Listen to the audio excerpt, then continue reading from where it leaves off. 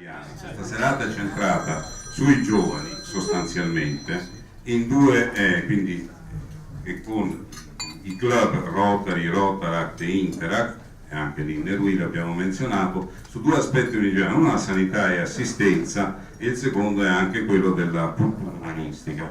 Per quanto riguarda la sanità e assistenza abbiamo un service molto importante che è quello collegato al SUE e alle scuole, che meglio di me poi illustrerà Lorenzo, e il primario Caputo, preso appunti, sai che sapere cosa dire, perfetto. E invece per quanto riguarda il fatto della cultura umanistica, i tre presidi sono un trade union, diciamo, tra questo aspetto fondamentalmente che riguarda anche le scuole, tra appunto questo fenomeno del volontariato e dell'importanza dell'impegno, e naturalmente invece la parte umanistica, che consiste in una serie di iniziative, compresi il certamen, quest'anno è il bimillenario della morte di Ovidio, e quindi il vincitore doveva dare un saluto in latino. Ioge, sei?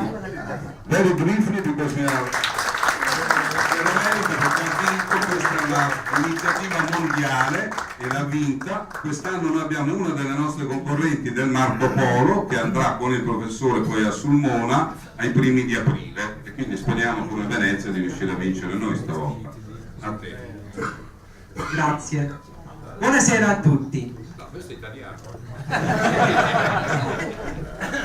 Prima di tutto vorrei ringraziare il Rotary Club di Venezia e il suo presidente Giovanni Aliata per l'invito gentile e tutti voi che mi ascoltate.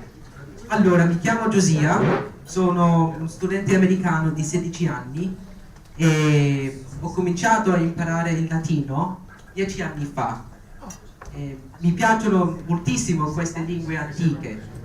Allora, sono andato all'Accademia Vivarium Novum 3 anni fa per studiare il latino e il greco antico, e l'anno scorso ho vinto il certamen Ovidianum Sulmonense.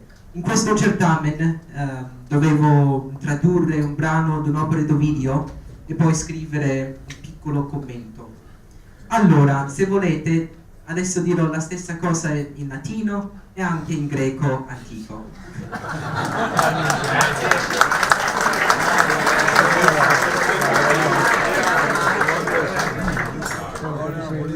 Primum omnium qualim gratias agere praesidi et omnes qui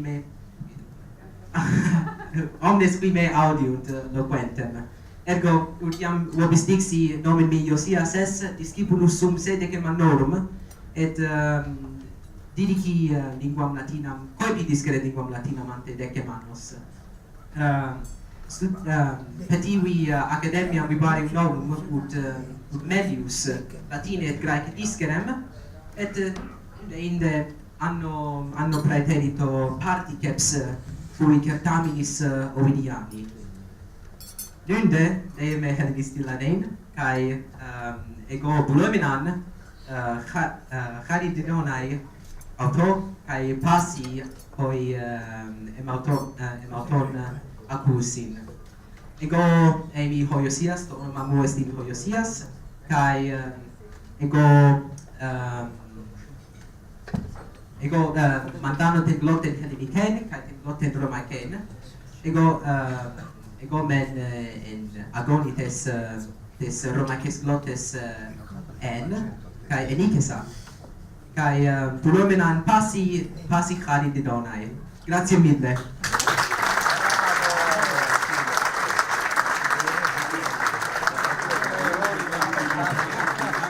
La Fondazione Stefano Borgonovo nasce nel 2008 per volontà soprattutto di mio marito Stefano e naturalmente anche mia. Stefano purtroppo nel 2006 ha avuto la diagnosi di sclerosi laterale amiotrofica, che è una malattia terribile e invalidante. E la SLA non fa numeri altissimi, io dico per fortuna, però d'altro canto chiaramente è una malattia un po' orfana, nel senso che non facendo grossi numeri è attenzionata fino a un certo punto. Quindi quello che noi stiamo cercando di fare è di finanziare nel nostro piccolo, certamente noi siamo una piccola fondazione La Ricerca, e soprattutto fare comunicazione, e per questo ci serviamo del volano calcio, perché mio marito è stato un calciatore e il calcio raggiunge nel mondo 2 miliardi di persone, quindi questo è quello che cerchiamo di fare. Grazie. Di consegnare questi service per queste associazioni importantissime, per l'AIL. Abbiamo già fatto anni fa in un'altra mia presidenza, quindi la seconda volta, sono molto disponibile anche a continuare.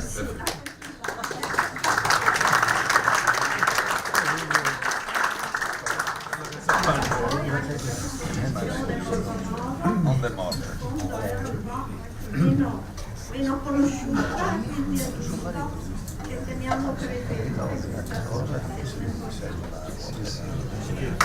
In questo momento mi premeva sull'onda un attimo dell'emozione, perché abbiamo testimonianze, di ricordare un nostro socio, se non decano poco ci mancava, che è mancato l'altra settimana qui a Venezia, nell'ospedale tra l'altro, ed era Danilo Mainardi.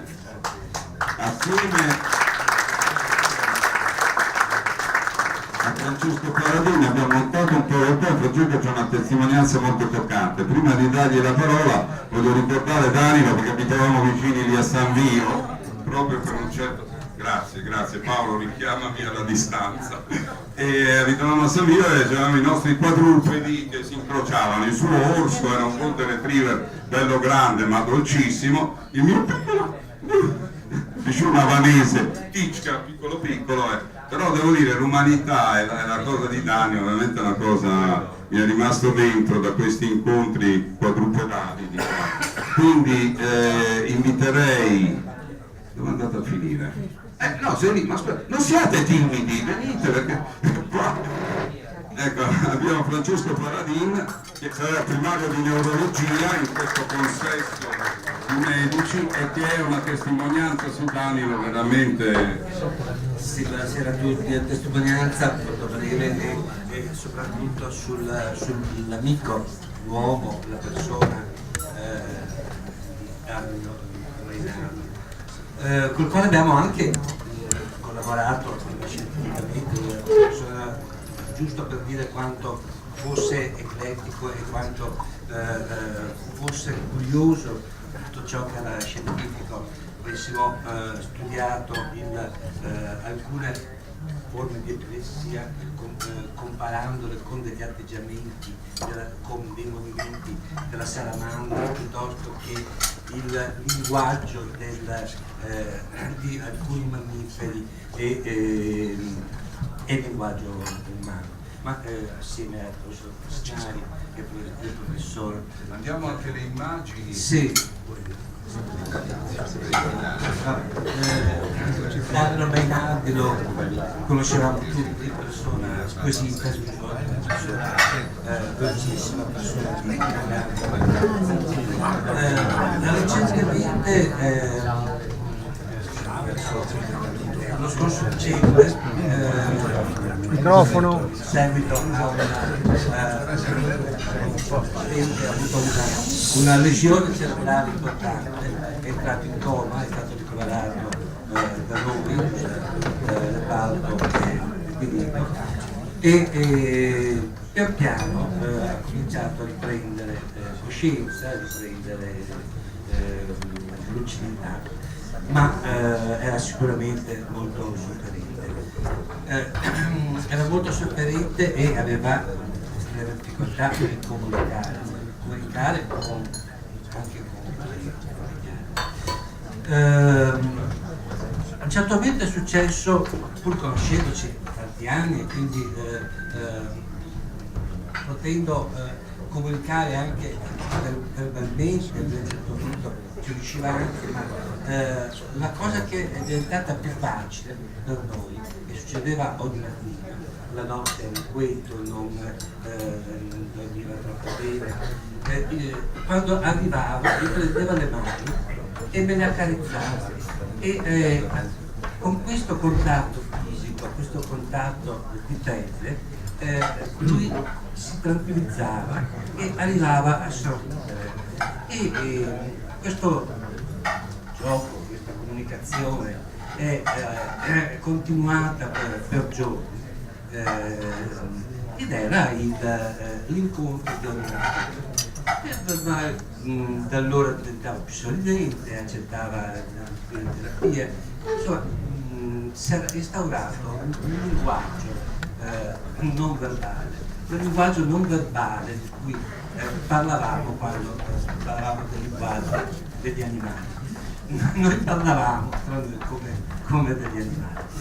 E una mattina questo non succederà, non si replicava. I taglieri dicevano che era diventato molto più sonolento, che non rispondeva alla moglie, non rispondeva a nessuno, e ho cercato di stimolarlo, non si svegliava, e a un certo momento cercavo di togliere un'idea. Il giorno prima ho visto un cane che io non conoscevo, non sapevo neanche che esistesse. E gli faccio: Daniel, conosci il cane d'acqua? Il cane d'acqua è un cane che è appena un po' seduto in acqua, un cane che qualcuno di voi forse conosce, io non conoscevo. Apre gli occhi, fa: sì, io conosco il cane d'acqua, io lo conosco! E si è animato e ha spiegato anche agli altri pazienti, a quelli che c'erano, cosa fosse questo cane, come si comportasse, e che un suo amico aveva scritto un libro sul cane d'acqua. Quindi l'entusiasmo, la gioia, l'amore per la sua professione lo aveva fatto superare anche quel momento. Mi fermo qui, volevo dare solo questa piccola suggestione.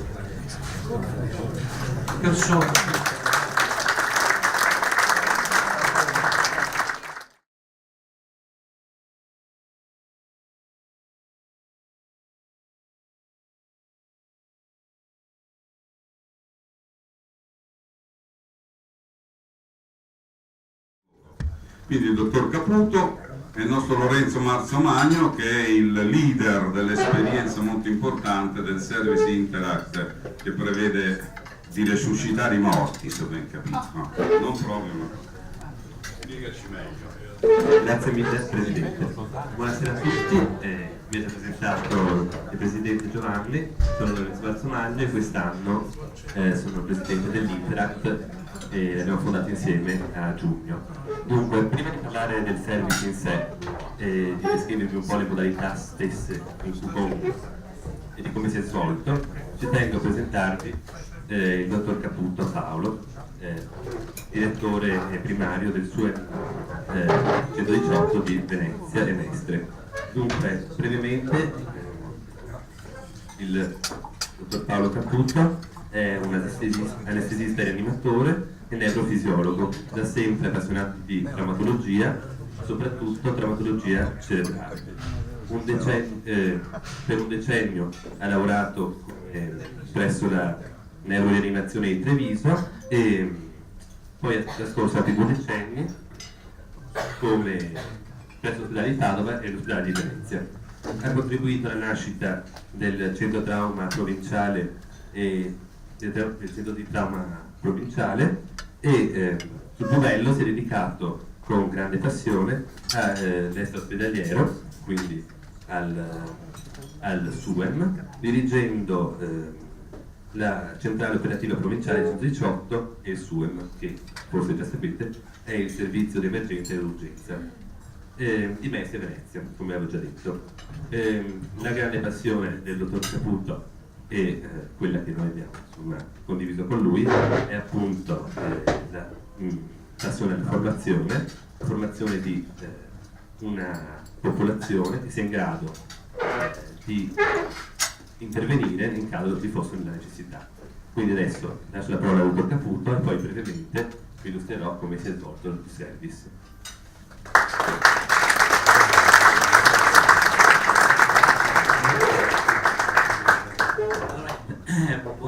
grazie governatore, grazie Presidente, grazie Lorenzo, grazie Stefano che vedo in fondo, grazie al mio direttore, perché tanto di quanto riusciamo a fare, tanto l'impresa è notevole, perché doveva essere fatto questo incontro, vero Lorenzo, a metà portata. Adesso alla fine abbiamo anche una platea che, grazie al Presidente, si è un attimo fermata e ha controllato l'esuberanza veneziana.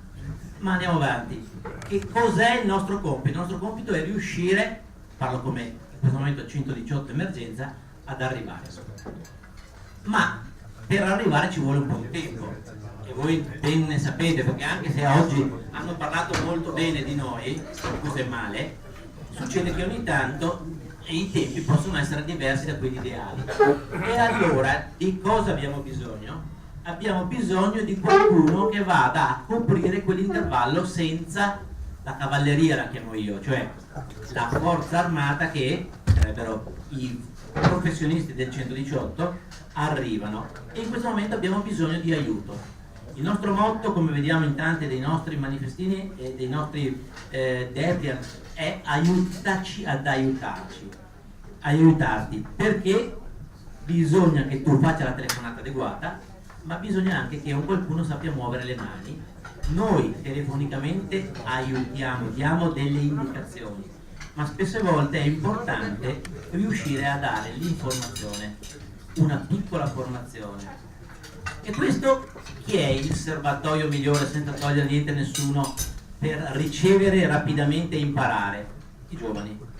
E in questo momento abbiamo innescato un percorso, abbiamo ricominciato, perché andando a rubare caparbiamente tempo al nostro quotidiano che andare a soccorrere, riusciamo, grazie anche all'aiuto di due dei tanti che lavorano, Andrea De Grandis e Andrea Cattaneo, due ragazzi che lavorano nel 118 tutti i giorni per strada e ogni tanto anche insieme ai ragazzi a informarli e a formarli, abbiamo cominciato ad inserire dei semi all'interno delle scuole elementari, anche scuole medie e soprattutto scuole superiori.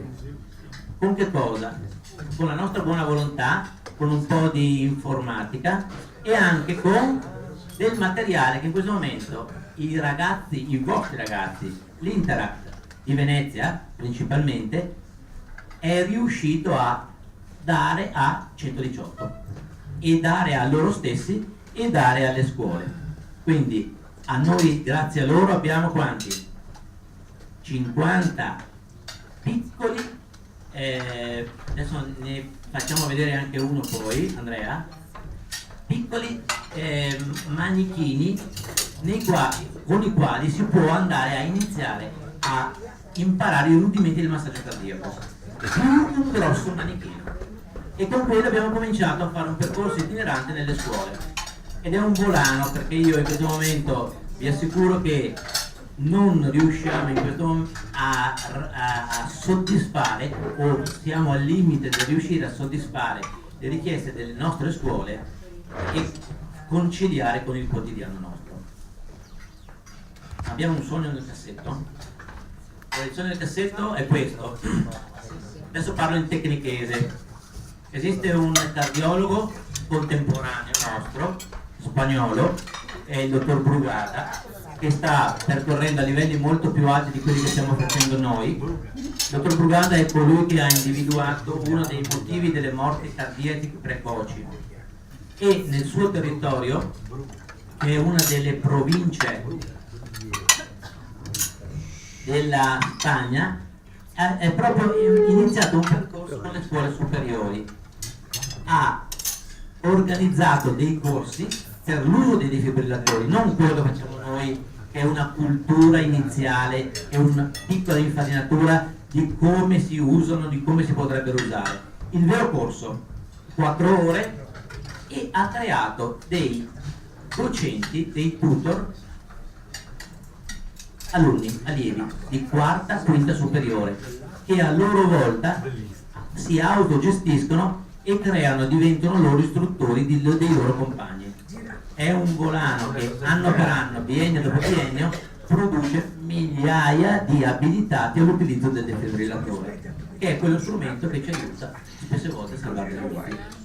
Allora, l'obiettivo è questo: Venezia vorrebbe essere tra le prime, sembra, ragionevolmente in Italia a voler iniziare questo percorso formativo. Questo è il nostro sogno nel cassetto di Interact del 118 dell'azienda 3, Serenissima. Farlo sperimentalmente, il prossimo anno sarà l'anno, in una delle scuole di Venezia superiori. Io mi fermo però, perché da adesso poi cominceremo delle trattative segrete con le varie scuole per individuare quella che vorrebbe essere un percorso proprio di non calato dall'alto, ma di coinvolgimento dei ragazzi. Chi li coinvolgerà? Non noi, li aiuteremo nel percorso loro, cioè loro stessi. Allora, vi presento un attimo Anna Mignan. Questo mi permette di giocare. Abbiamo giocato con i ragazzi delle superiori, abbiamo giocato con degli adulti, abbiamo giocato con i ragazzi delle medie e delle elementari, e permette proprio di avere i primi rudimenti. Tu che sei ormai quasi un tutor. Sì, deve ancora avere il riconoscimento ufficiale. Tra un po' sarà presidente dell'Interact. E basta, con questo mi permette di riuscire a fare delle compressioni. Fai vedere un secondo. Quando la compressione è adeguata, lui fa click, eccetera eccetera, si gioca assieme. Grazie Rotary, grazie Interact, grazie Lorenzo, grazie Stefano.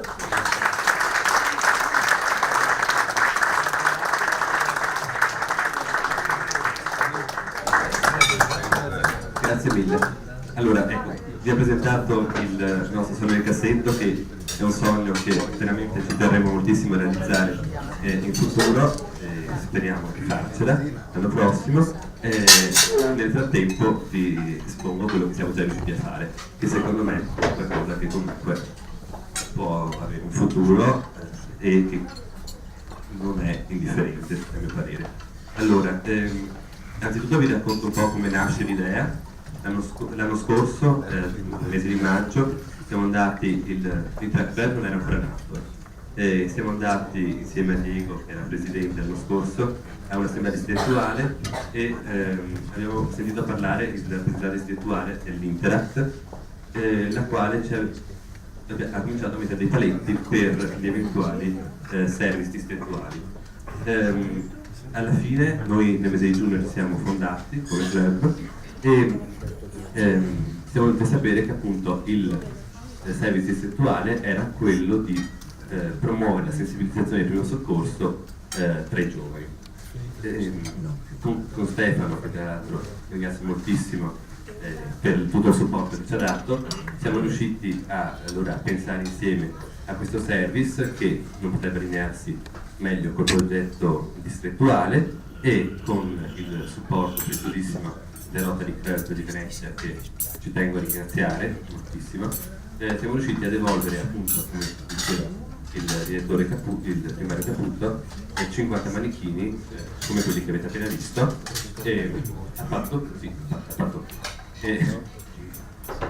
permettendo così al 118 di erogare un servizio di sensibilizzazione al primo soccorso nelle scuole. Dunque, l'idea base del progetto è quello di mettere insieme tre entità, tre istituzioni che spesso si trovano a essere slegate, ma che secondo noi dovrebbero vivere e essere in stretto contatto tra di loro.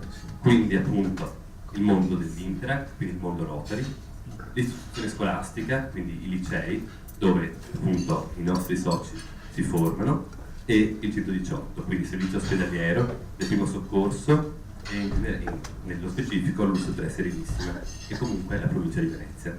Dunque, dall'idea di questo triangolo si è partiti dicendo: se riusciamo a collaborare con il 118, riuscire a ottenere un servizio di sensibilizzazione del primo soccorso e farci promotori di questo, saremo già a buon punto. Dunque, come si è partiti? Andando semplicemente a colloquio con i vari presidi delle scuole. Finora siamo partiti nel liceo Marco Foscarini di Venezia, quindi il preside Zane sa bene come si sono svolte le cose, con il liceo scientifico Benedetti e il liceo classico Marco Polo. dove a breve cominceranno i corsi di primo soccorso.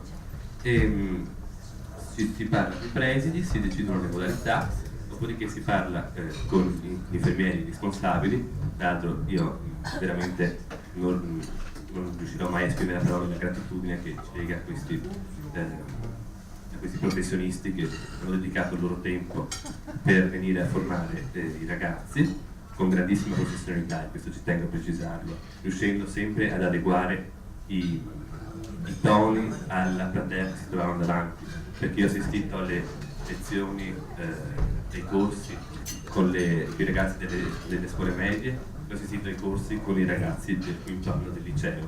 Vi posso assicurare che i contenuti erano i medesimi, ma il modo in cui gli infermieri sono riusciti a trasmettere e a formare i ragazzi erano ben altri.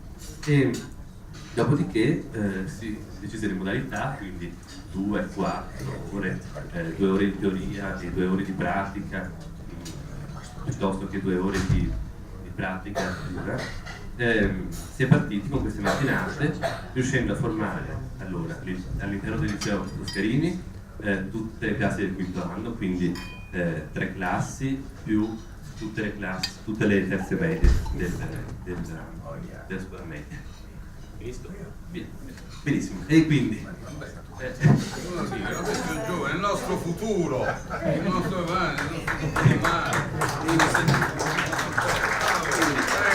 per concludere, il Rotary ci tiene molto a puntare sui giovani e a vederli attivi in parte attiva. Insomma, eccoci qua e speriamo che questo sia apprezzato, e ci tengo ancora a ringraziare moltissimo l'azienda ospedaliera, il Rotary Club di Venezia e quanti hanno partecipato, tra cui esperti delle scuole qui presenti. Grazie mille.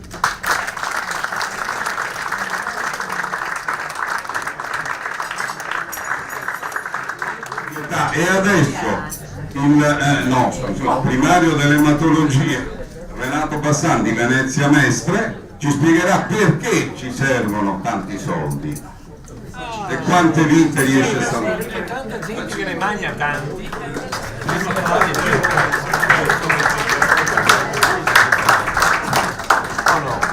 La prima parte è semplicissima. Allora,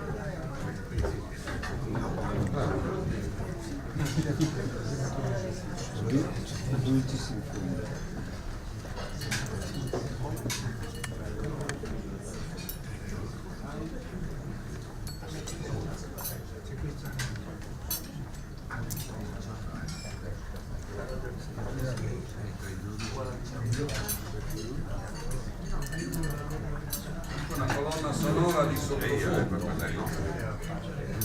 niente colonna sonora, la cavalcata delle Valchirie dopo Beethoven Wagner,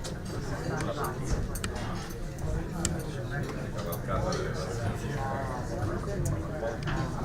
bene, allora io oggi pomeriggio, come l'ematologia è un'entità un po' nascosta a causa delle tematiche che affronta dei forti disagi e dei problemi dei nostri pazienti, ma d'altra parte ha nell'AIL un supporto insostituibile, ho deciso di preparare un set molto semplice di 5 diapositive che non riassumano minimamente quello che si potrebbe dire, si potrebbe non parlare per ore, però danno alcune informazioni su temi importanti che ci riconducono a quanto Giovanni diceva.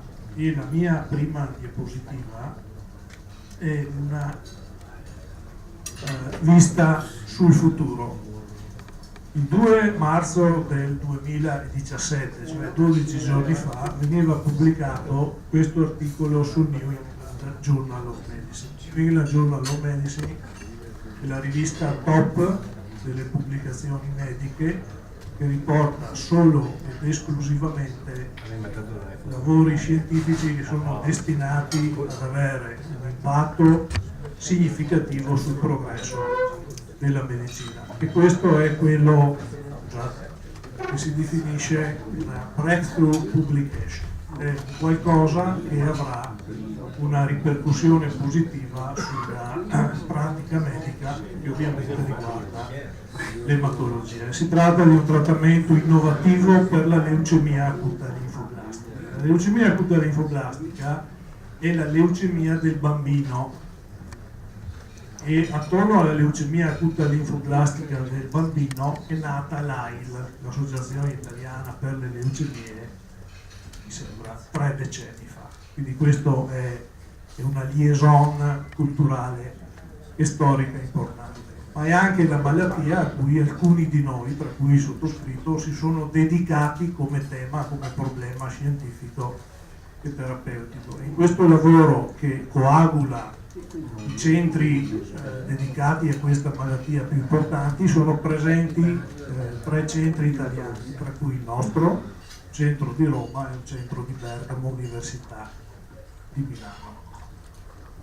Come voi non sentirete più nella vita parlare di blinatumomab, che è questo nuovo farmaco meraviglioso non chemioterapico, se non quei pochi o sfortunati di voi che avranno delle avventure di questo genere e potranno venire a contatto per disgrazia con problemi di questo tipo, io vi voglio mostrare di cosa si tratta e questa è la mia unica diapositiva tecnica, perché questo vi esemplifica da una parte quello che è il progresso straordinario tecnologico della medicina moderna e vi porta a conoscere alcuni aspetti che investiranno sempre di più la nostra pratica, anche in termini di costi, come si diceva prima col direttore del tempo, perché questo farmaco che verrà commercializzato in Italia fra pochi mesi avrà il costo di 120.000 euro per paziente. Ma non è stupefacente, farmaci che adesso noi consideriamo di uso rutinario, di prezzo assolutamente irrisorio, introdotti 20 o 30 anni fa costavano cifre di questo tipo. Fate un attimo di attenzione, cos'è il blinatumomab? Il blinatumomab è una piccola molecola, perché le cose semplici sono quelle efficaci.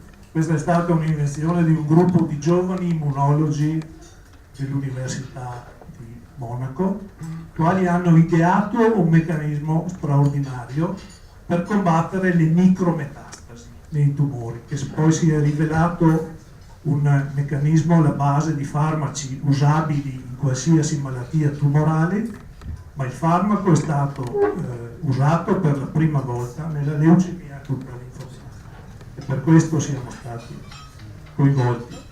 Una piccola molecola diretta verso un antigene di cellule leucemiche, CD19, attaccata a un'altra piccola molecola diretta verso il CD3, che è un antigene normale delle cellule T. Le cellule T sono cellule del nostro organismo normali, responsabili dell'attività immunologica. E cosa comporta l'avere creato questa bizzarria, che è un'idea semplicissima ma estremamente efficace? Comporta che le cellule T vengono attaccate, si crea un legame indissolubile con le cellule leucemiche, le cellule T vengono attivate e distruggono la cellula leucemica a cui si sono attaccate. Non solo, ma questo complesso si stacca e diventa un serial killer, capace di uccidere in sequenza fino a 90 cellule leucemiche. Questa è fantascienza, non è scienza. Questa molecola è entrata nell'uso grazie allo studio clinico che vi ho brevemente illustrato, ha dimostrato di poter ottenere più remissioni da sola di combinazioni di chemioterapie estremamente tossiche e pesanti a 3 o 4 farmaci. Questo è parte del futuro che stiamo vivendo. E questo farmaco verrà sperimentato per i pazienti in terapia di prima linea, cioè l'esordio, non i pazienti refrattari, in un programma nazionale, cioè programma per tutta Italia, che sfrutterà questa innovazione molto importante, di cui io sono responsabile assieme agli altri amici con i quali abbiamo partecipato allo studio registrativo internazionali. Perché vi ho mostrato questo esempio? Perché l'eseguire studi clinici di questo livello negli ospedali non è una perdita di tempo, ma affina le persone, i medici, le strutture e tutti gli uffici, le farmacie, i nuclei per la ricerca clinica ad una accuratezza, a una precisione e ad un'attenzione verso i pazienti che poi si ripercuotono su tutta l'attività normale, tutta l'attività clinica. È così che la nostra unità, io credo, sia diventata molto ben organizzata e sia organizzata secondo uno schema che vedete in dettaglio e su cui peraltro non voglio minimamente entrare. Però vi do dei dati di massima che ho derivato semplicemente guardando i dati di attività sul portale della nostra azienda. Noi non abbiamo attese per le prime visite, le visite ematologiche vengono svolte senza attesa. Ricoveriamo circa una decina di pazienti alla settimana su 19 posti letto e questa è un'attività estremamente intensiva perché vogliamo rendere in termini molto elevati. Io ricordo che 5 anni fa si ricoveravano 4 pazienti, abbiamo più che ricoverato e abbiamo fornito nel 2016 più di 20.000 prestazioni ambulatoriali. Ma qual è il ruolo di AI? Questa è la ripetizione del disegno organizzativo che vi ho mostrato prima, però semplificato. Sono scomparse le parti in cui l'AI non entra, ma sono evidenziate in blu le parti che sono di esclusiva competenza come supporto finanziario di personale da AIL veneziana. E come vedete si tratta di tutto quello che riguarda la gestione e la programmazione degli studi clinici, che sono parecchi, le relazioni con le società scientifiche, la gestione del programma trapianto di cellule staminali enopoietiche, che è un'attività estremamente complessa ma estremamente importante e che viene coordinata da 2 data manager supportati dall'AI, da una biologa e da un medico trapiantologo, sempre fornito con il supporto incondizionato e indispensabile di AI. Quindi la mia conclusione è grazie AI e grazie Rotary per questo contributo e vi auguro buonasera. Giuseppe, a te la parola per le conclusioni. Grazie Presidente, che come al solito è veramente mitico il vostro Presidente. Fate un applauso, che se lo merita, come dire, canto tutta la serata in maniera veramente egregia, grazie. Allora guardate, io non posso che esprimere veramente con tutto il cuore il mio grazie, il grazie dell'azienda sanitaria di Venezia a Rotary di Venezia per questi 2 importanti service che appunto abbiamo sentito, di cui avete sentito parlare questa sera.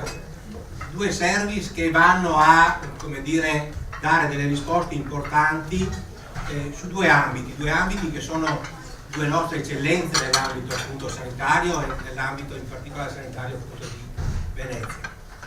Il primo è stato un service relativo appunto al servizio di urgenza ed emergenza, il SUEM.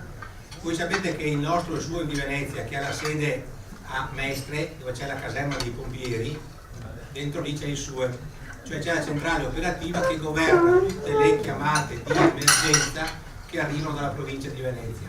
E in mano a queste persone che sono dentro a questa centrale operativa c'è il nostro, come dire, destino per quanto riguarda la salute. Cioè da loro dipende l'invio dell'auto medica, dell'ambulanza, dell'elicottero, dell'idroambulanza, di tutto quello che serve appunto per dare la risposta più appropriata al nostro bisogno di salute. Quindi un grande lavoro che si sta facendo presso il SUEM di Mestre e di questo colgo l'occasione per ringraziare il dottor Caputo e tutti i suoi collaboratori, sia medici che infermieri, a cui noi dobbiamo veramente tutti come cittadini dare e portare il nostro ringraziamento per l'attività che stanno appunto svolgendo. Quindi grazie per questo.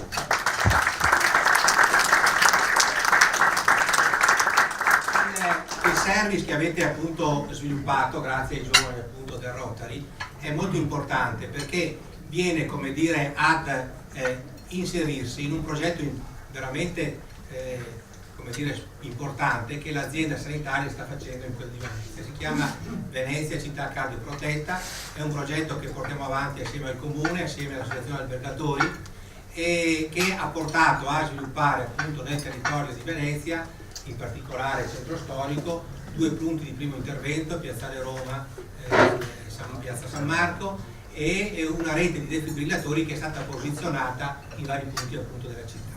Bene, il fatto che i giovani appunto del Rotary abbiano sostenuto questa attività di educazione sanitaria, che alla fine è di promozione della salute, che quindi abbiano divulgato quelle che sono delle manovre molto, come dire, semplici ma importanti per, come dire, tentare di salvare la vita di una persona, ci aiuta molto in quest'opera appunto di urgenza ed emergenza che come azienda svolgiamo come compito appunto di istituto. Quindi grande service, grande sensibilità e veramente un grande grazie a voi e alle scuole naturalmente che si sono, come dire, rese disponibili a collaborare a questo progetto. È un progetto che abbiamo sviluppato come azienda già di Chioggia, che si sta sviluppando appunto a Venezia e che vorrei fosse sviluppato anche su Dolo e Mirano, in maniera che questa azienda 3 serenissima abbia una certa uniformità sul territorio nella formazione di giovani appunto preparati a dare delle risposte, perché a volte basta sapere anche fare una telefonata per salvare una persona, perché quando ci si trova di fronte a un caso, come dire, importante, serio, severo, a volte non si sa neanche dire, quando si chiama il 118, il proprio nome e cognome, quindi sapere come ci si comporta è assolutamente importante. Poi arrivano anche le manovre e di questo benissimo, però insomma è veramente stata una bella iniziativa, quindi grazie Presidente, grazie a voi giovani appunto del Rotary per questa iniziativa, grazie alle scuole per questa collaborazione che stanno dando appunto a questo progetto. Insieme si può costruire veramente un futuro dell'emergenza e dell'urgenza importante nel nostro territorio. L'altro service altrettanto importante riguarda un'altra eccellenza della nostra realtà, che è appunto l'ematologia di Venezia, guidata dal professor Bassan e dai suoi colleghi e collaboratori, e con un sostegno veramente importante da parte dell'AI. Direi sostanzioso questo sostegno che appunto dà l'AI e che veramente ci, come dire, ci onora, ci fa piacere, e insomma continuate a farlo. Insieme anche qui si possono ottenere veramente dei risultati importanti. Voi sapete che, e tutti dobbiamo rendercene conto di questo aspetto, le risorse in tutti i campi, ma anche in campo sanitario, sono risorse finite, non che sono terminate, ma sono chiaramente limitate. Dobbiamo usarle bene, dobbiamo usarle in maniera appropriata e possiamo farlo questo proprio con l'aiuto delle associazioni come ad esempio l'AI, che ci sostiene, che ci aiuta, che ci accompagna in determinati appunto percorsi che stiamo facendo come azienda sanitaria. Sicuramente l'AI è un'associazione conosciutissima, un'associazione benemerita, un'associazione che ormai con tutte le sue iniziative come dire, è di casa nelle, tra virgolette, case dei nostri cittadini. L'iniziativa di cui si parlava prima delle uova pasquali penso sia conosciutissima e naturalmente anch'io faccio l'invito di, come dire, rompere queste uova e guardare un po' la sorpresa che c'è dentro, perché comunque insomma speriamo che poi ti arrivi qualche sorpresa importante. Quindi grazie veramente. Ma il significato più importante di questa serata è che l'azienda sanitaria, diretta come dicevo in maniera autocratica dal sottoscritto per adesso, in realtà non fa niente o può far ben poco se non c'è l'aiuto di tutti voi cittadini. E il fatto di sapere che a fianco dell'azienda sanitaria c'è un'associazione come il Rotary con i suoi service, che e ringrazio il Presidente per le parole che ha detto all'inizio riguardo ai nostri servizi della radiologia, ma tutti quanti, abbiamo sentito il dottor Paladin che parlava dell'esperienza che ha avuto con Danilo Mainardi. Il fatto di sapere appunto di avere a fianco associazioni come appunto il Rotary che ci accompagnano, ci aiutano, ci sostengono, ci ci aiuta veramente a rendere meno, come dire, complesso, non dico faticoso, ma complesso il nostro percorso. Cioè veramente ci sentiamo accompagnati, sostenuti quando ci troviamo in mezzo a voi e ci troviamo a dover giustamente ringraziarvi per i service che fate. Ecco, insieme penso possiamo veramente costruire una sanità migliore per il nostro territorio e una sanità anche appropriata, cioè che possa, come dire, dare le risposte giuste, come dicono i tecnici, nel tempo giusto, nel momento giusto, nel luogo più appropriato. Abbiamo attrezzato l'ospedale di Venezia e San Giovanni e Paolo, ormai direi con tanti servizi importanti. Pensate solo al fatto che a lei di superficie che abbiamo messo sopra allo Iona, no? Una cosa impensabile fino a qualche mese fa, qualche anno fa, adesso è realtà. L'ospedale di Venezia è collegato con una rete appunto via aerea a tutto il Veneto e diciamo così a tutta Italia, insomma. Mandiamo le persone che hanno bisogno di ulteriori cure che a Venezia non si possono fare in realtà ospedaliere dove si possono fare, accogliamo anche a Venezia nella nostra rianimazione persone che hanno bisogno di un'attività di rianimazione o di terapia intensiva che magari non trovano posto in Padova, in Verona, in Vicenza. Quindi siamo arrivati veramente a legare Venezia al Veneto sanitario. Quindi stiamo lavorando bene sull'ospedale civile, avete visto lo Iona rinnovato, avete visto tante cose. Adesso stiamo mettendo le mani al Gaggia, nel senso che c'è questo progetto di 7 milioni di euro che dovrà riportare il Gaggia a poter servire i cittadini veneziani e non solo, ma nell'ambito dell'area oncologica, nell'ambito dell'area radiologica, nell'ambito dell'area della radioterapia e nell'ambito appunto della dialisi, perché questi sono i servizi che andremo a inserire nel Gaggia in maniera veramente decorosa, perché ritengo che alcune situazioni in quella di Venezia non erano proprio all'altezza dell'ospedale che Venezia appunto ci vede. Stiamo lavorando in questo senso, è un lavoro importante, a volte anche sbagliamo, a volte anche sbaglio, però insomma sono sbagli che si fanno, come dire, con la volontà di dare le risposte migliori, insomma, ecco, quindi se posso dire il fatto di ritrovarci qui questa sera anche a fronte di qualche difficoltà, di qualche critica, giustamente che ci arriva, di qualche sbaglio che facciamo, comunque ci aiuta a dire andiamo avanti su questa strada. Quindi grazie veramente a tutti voi, grazie al governatore per la sua presenza qui questa sera, questa serata dedicata appunto al mondo sanitario, grazie al Presidente Aliata e anche a chi l'ha proceduto e a chi lo seguirà, perché spero che, come dire, che questa collaborazione continui.